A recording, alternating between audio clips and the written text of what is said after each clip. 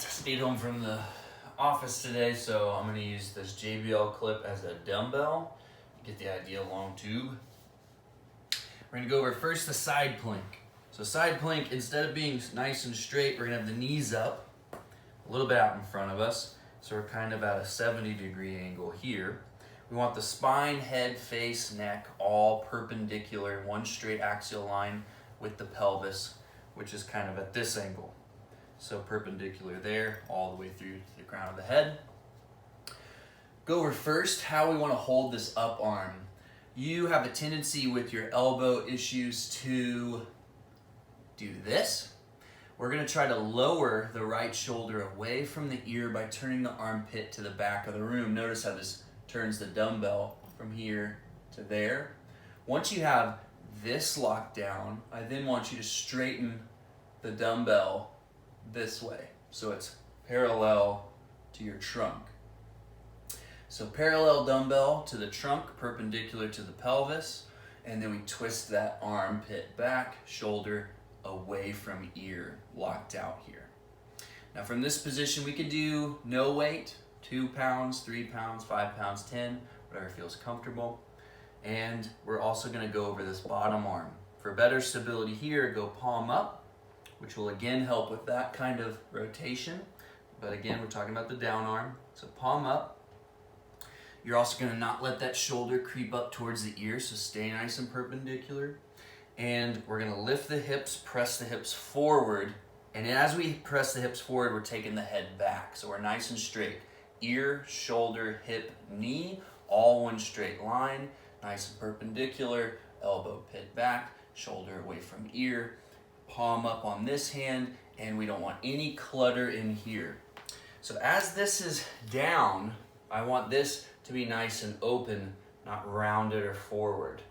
The other thing that's gonna help with this down shoulder, and this is the main thing we're gonna focus on, I really want you to let me know how your shoulder's feeling with these, and only hold these anywhere from 10 to 60 seconds or less. Just let me know how much you feel these and in what way. So we're up. The other way we can save the shoulder is to push the shoulder that way, or the elbow, I'm sorry. Traction the elbow this way as you traction the knees that way, trying to grow apart like you were trying to push yourself out. So get elbow right under shoulder, knees out front, up, forward, head back.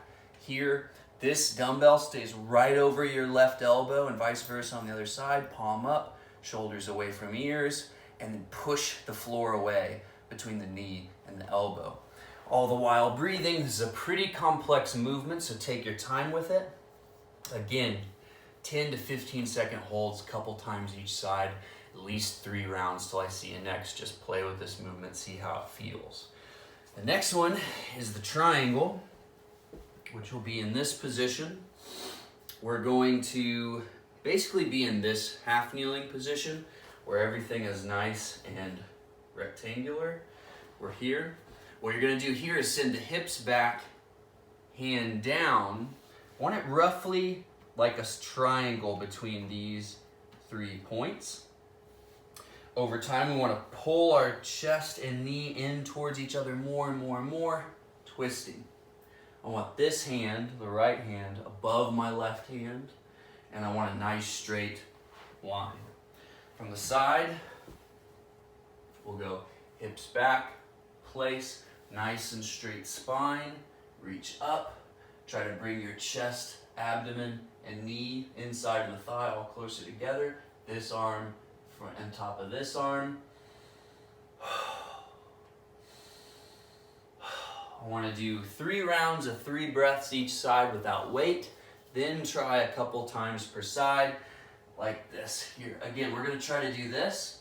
Your arm's going to attempt to do this with the dumbbell. Try to rotate that elbow pit towards the camera and keep that dumbbell nice and parallel with the torso.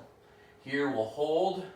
You can look down, sideways, or up, whatever feels comfortable. And again, over time, closing that gap between the abdomen and inner thigh here.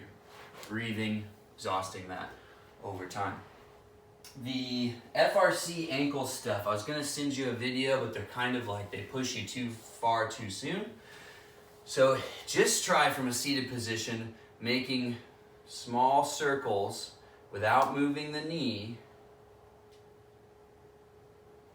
as much as you can. It's gonna go up and down a little bit, but move the circles. Smaller circles, less cramping.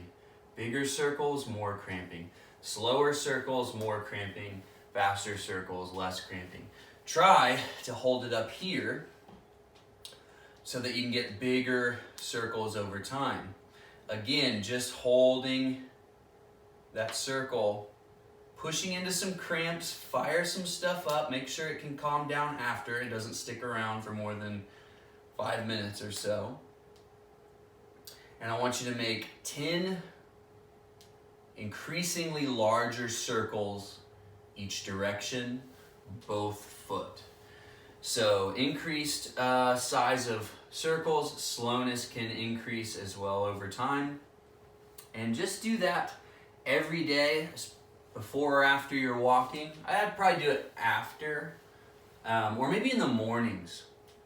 Do this in the morning, go about your day, walk, sleep, wake up, do your circles again. That way, they're kind of primered, but you're not gonna piss them off right after walking or piss them off right before walking. So try these in the morning, even if it's the only thing you do in the morning. Sit on the edge of your bed, roll those circles. Make them deliberate, controlled, slow as you can, big as you can, incrementally over time. So those are the 3 movements. Try to get 3 rounds of all of them in before I talk to you next, and I'll talk to you Monday.